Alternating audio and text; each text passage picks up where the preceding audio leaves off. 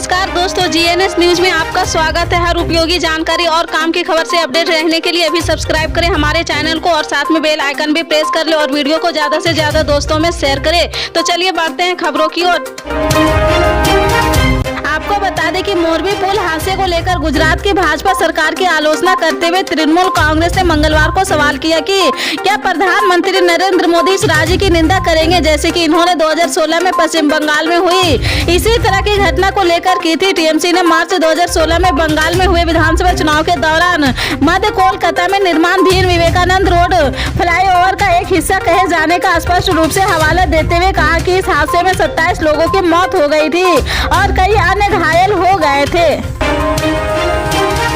दिल्ली सरकार ने वायु गुणवत्ता की बिगड़ती स्थिति के मद्देनजर निर्माण कार्य पर लगे प्रतिबंध का उल्लंघन करने को लेकर लासन एवं टूडू पर 5 लाख रुपए का जुर्माना लगाया है। पर्यावरण मंत्री गोपाल राज ने मंगलवार को यह जानकारी दी है। अधिकारियों ने कहा कि मंत्री ने दीनदयाल उपाध्याय मार्ग पर बने भारतीय जनता पार्टी मुख्यालय में निर्माण कार्य देखा है, जब वह भारतीय विशिष्ट पहचान प्राधिकरण के एक निर्माण स्थल का निरीक्षण कर लौट रहे थे। दिल्ली के मुख्यमंत्री अरविंद केजरीवाल ने मंगलवार को कहा कि कथित ठग सुकेश चंद्रशेखर का यह आरोप मोरबी की घटना से ध्यान भटकाने का प्रयास है कि उसने जेल में बंद आम आदमी पार्टी के मंत्री सत्येंद्र जैन को सुरक्षा राशि के तौर पर 10 करोड़ रुपए दिए हैं। केजरीवाल ने एक संवाददाता सम्मेलन के दौरान एक सवाल के जवाब में कहा कि पंजाब चुनाव से पहले वह कुमार विश्वास के साथ आए हैं। अब भारतीय जनता पार्टी ने गुजरात में अपने खराब हालत के चलते सुकेश को खड़ा किया है। यह मोरबी की घटना से ध्यान भटकाने की कोशिश है। चंद्रशेखर ने दिल्ली के उपराज्यपाल विनय कुमार सक्सेना को लिखे पत्र में दावा किया कि उन्होंने जेल में बंद आपकी सरकार के स्वास्थ्य मंत्री को सुरक्षा राशि के तौर पर 10 करोड़ रुपए का भुगतान किया है। पुलिस के एक वरिष्ठ अधिकारी के मुताबिक गुजरात के मोरबी में मच्छू नदी पर केवल पूर्व रविवार को टूट गया था, जिसने अभी तक 134 लोगों के मारे जाने की पुष्टि हुई है।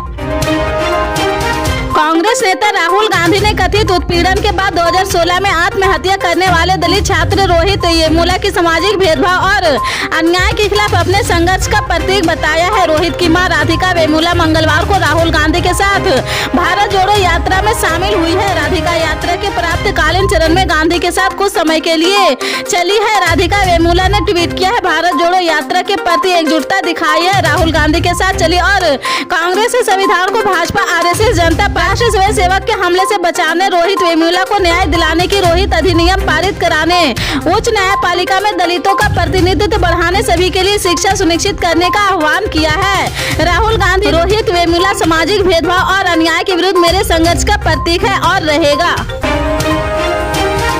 तेलंगाना के मुडुगोडे के उपचुनाव के लिए आज प्रचार का अंतिम दिन है। आखिरी दिन भाजपा और टीआरएस के कार्यकर्ताओं में कथित तौर पर झड़प हो गई है। घटना राज्य के नालागोंडा इलाके में हुई है। इसका वीडियो भी सामने आया है। उपचुनाव के लिए मतदान 2 दिन बाद 3 नवंबर को होगा। कांग्रेस के पूर्व अध्यक्ष राहुल गांधी की भारत जोड़ो यात्रा तेलंगाना से गुजर रही है। भारत जोड़ो यात्रा के दौरान राहुल गांधी रोजाना सैकड़ों लोगों के साथ मुलाकात भी कर रहे हैं और उनकी यात्रा में कई दिग्गज भी शामिल हो रहे हैं। इसी यात्रा में राहुल गांधी एक ऐसी तस्वीर सामने आई है जो कि सोशल मीडिया पर चर्चा का विषय बन गई। भारत जोड़ो यात्रा के दौरान की अभिनेत्री पूनम कौर और राहुल गांधी की एक तस्वीर सोशल मीडिया पर काफी वायरल हो रही। इसमें दोनों एक दूसरे का हाथ पकड़े नजर आ रहे हैं, लेकिन इस तस्वीर पर ट्वीट करना कर्नाटक बीजेपी के नेता प्रीति गांधी को भारी पड़ गया है। उन्हें सोशल मीडिया पर आलोचनाओं का सामना करना पड़ रहा। मामला बढ़ने के बाद आखिरकार अभिनेत्री पूनम और खुद सामने आई है और भाजपा नेत्री प्रीति गांधी को करारा जवाब दिया। उन्होंने बताया कि भारत जोड़ो यात्रा के दौरान राहुल गांधी ने उनका हाथ क्यों पकड़ा था। हाल ही में गोवा कांग्रेस को बड़ा झटका लगा था। दरअसल राज्य के पूर्व मुख्यमंत्री और वरिष्ठ कांग्रेस नेता दिगंबर कामत और नेता प्रतिपक्ष माइकल लोबो समेत कांग्रेस के 8 विधायकों ने दल बदल लिया था और वे भाजपा में शामिल हो गए थे।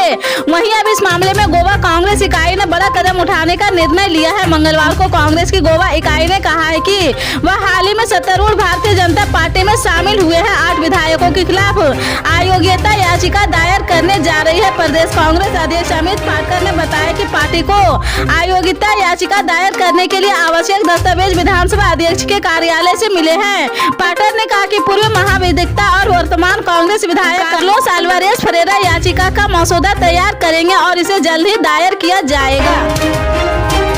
दिल्ली के कई इलाकों में मंगलवार को प्रदूषण खतरनाक स्थिति में पहुंच गया है। हालांकि इस प्रदूषण में पराली का योगदान कम रहा। केंद्र सरकार के सफल डेटा के मुताबिक 1 नवंबर को AQI में पराली के केसों की कमी के कारण 14% तक की गिरावट देखने को मिली है। वहीं खेतों में आग लगने की करीब 1900 घटनाएं सामने आई है, जबकि पिछले साल इस दिन पराली जलाने के 4000 से ज्यादा मामले सामने आए थे। 30 अक्टूबर को वायु गुणवत्ता सूचकांक और प्रदूषण में पराली जलाने का योगदान 26% था। जानकारी के मुताबिक 2 नवंबर से अगले 6 दिनों तक हवा की गुणवत्ता काफी हद तक गंभीर से बहुत खराब श्रेणी में रहने की आशंका है। धान की फसलों की कटाई नवंबर में अधिक होती है। ऐसे में पराली जलाने के मामले बढ़ने से दिल्ली की हवा में प्रदूषण का स्तर बढ़ सकता है।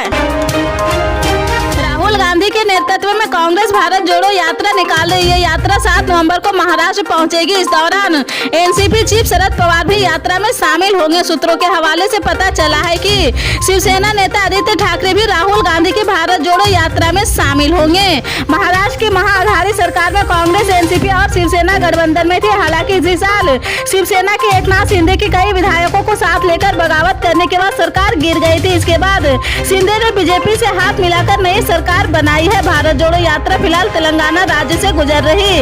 यात्रा के महाराष्ट्र पहुंचने को लेकर कांग्रेस कार्यकर्ता तैयारियों में जुटे हुए हैं। महाराष्ट्र कांग्रेस प्रमुख नाना पटोले ने रविवार को कहा था कि शरद पवार ने भारत जोड़ो यात्रा का हिस्सा बनाने का निमंत्रण स्वीकार कर लिया है। पल पल के अपडेट जानने के लिए जुड़े रहे आप अपने GNS न्यूज चैनल से। मिलते हैं अगली बड़ी खबर के साथ, तब तक के लिए जय हिंद।